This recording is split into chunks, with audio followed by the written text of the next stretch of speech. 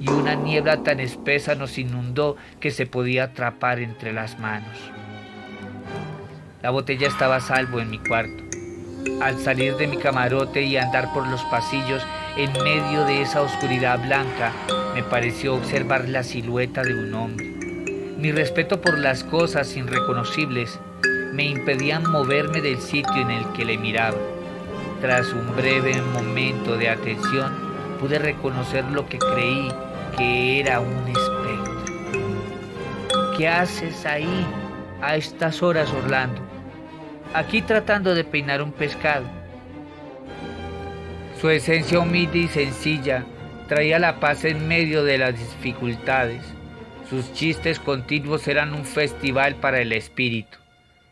Él era el alma y la alegría del barco, y su paciencia de doble sentido despertaba en todos una armonía tan eficaz que todos hacían corrillo para escucharle, incluso el capitán. Era de aquellas personas capaces de sacarse el bocado de la boca y brindarle a quien la necesitara. Mas no todo era color de rosa.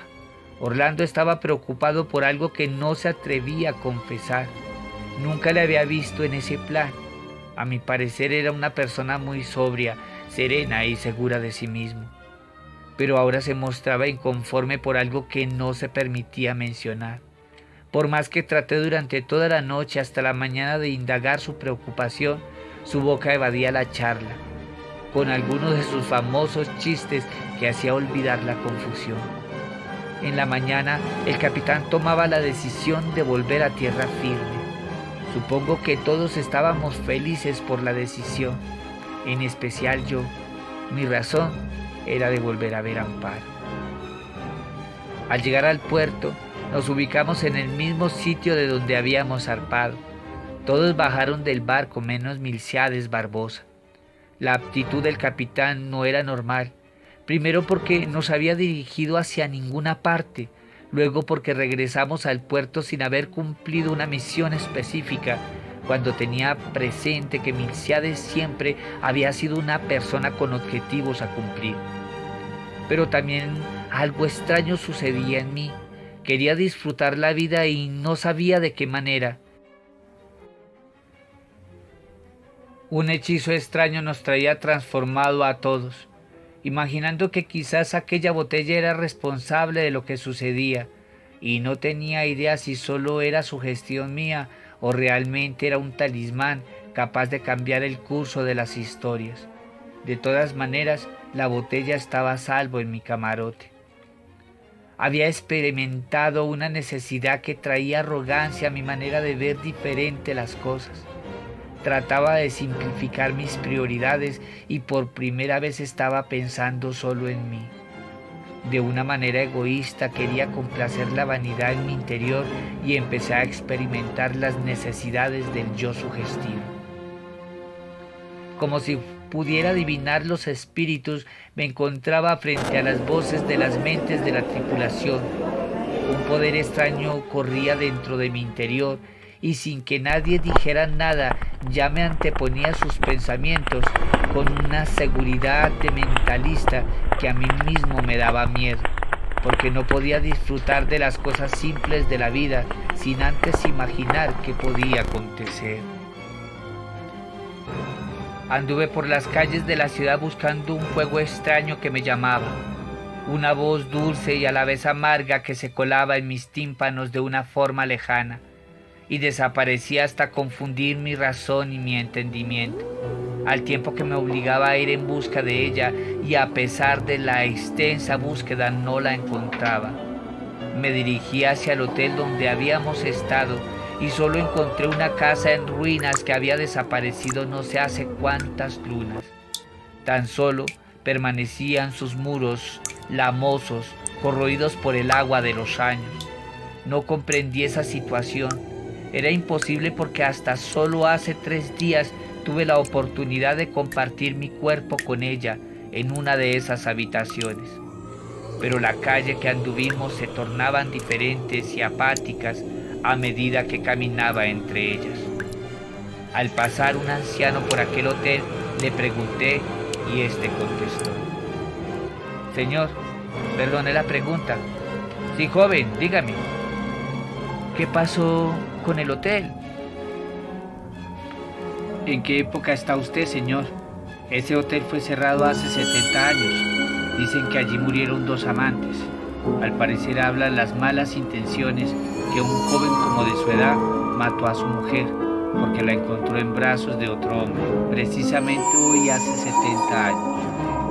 Aterrado con la historia, solicité al anciano que me enterara de todos los pormenores y el anciano continuó. Dicen las malas lenguas que en esa casa solo existen los fuegos fatuos, los espíritus de almas errantes. Antes de que existiera la casa, estaba ubicado allí un circo que no tengo presente su nombre, pero que había sido la cuna de una gran descendencia de gitanos árabes que habían hecho pacto con un demonio para tener fama y fortuna por muchas generaciones.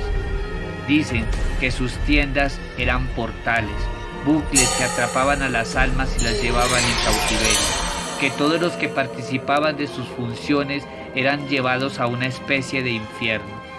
Te cuento que desde el cielo la carpa o la tienda, como la quieras llamar, se miraba cuadrada, pero desde la superficie plana se observaba redonda. Aunque era una carpa bastante amplia, estaba precedida por 8 estacas que la templaban. 8 es el símbolo del infinito, y al observarlas desde el cielo se miraba 666 estacas. La torre y sus entradas formaban una estrella de 5 puntas. En el escenario se reflejaba también la estrella de 5 puntas, protegida por un círculo cabalístico. Dicen que su capataz, aunque tenía forma humana, realmente era un cerbero.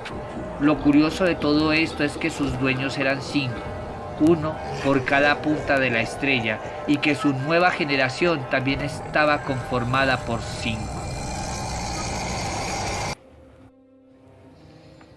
Aquella historia me traía confundido. Salí corriendo de aquel lugar espantado, retraído de un recuerdo que solo se prestaba para confundirme más. No era posible esa historia. Tal vez me había equivocado de lugar y el hotel estaría en otra parte. Tal vez Milciades no llegó al mismo puerto, sino uno muy parecido del que habíamos zarpado. Subí por las escaleras de a bordo aterrorizado, presto a esconderme en mi camarote. Como un rayo corría hacia este. Toda la tripulación se encontraba a bordo. Eso tampoco era normal. ¿Qué te pasa, muchacho?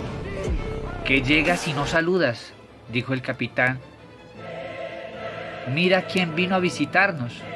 ¿Cómo era posible que ella estuviera a bordo si yo la había buscado por horas en medio de esa selva de especulaciones? Hola, Jaime, te extrañé mucho. Para mí era difícil responder a su pregunta, creer en su afirmación, aceptar con agrado lo que me decía. Era cierto que también estaba desesperado por verla, pero todo era tan sin sentido y tan anormal que tomaba forma de fábula mitológica.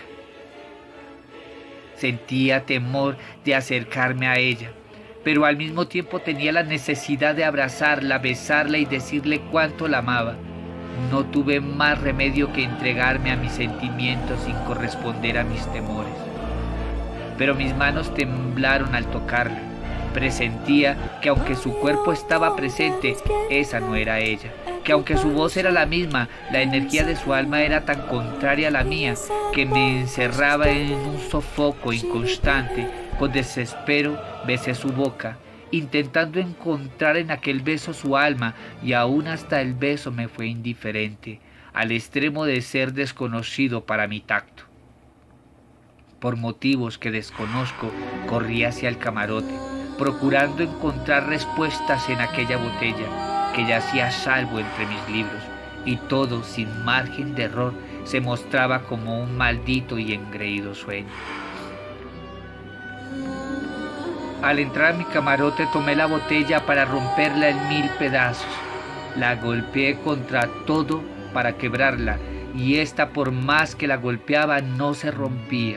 En lugar de ello rebotaba como una pelota de caucho. El vidrio que le poseía era de un material desconocido para mi raciocinio. Salí con ella y la arrojé por la borda, pero al regresar a mi camarote estaba en el mismo sitio en el que le había dejado. Desesperado por deshacerme de esta, cerré mis ojos, entregándome al infinito de mis buenos recuerdos. Eran tan pocos, tan escaseados que me fue muy difícil concentrarme en ellos.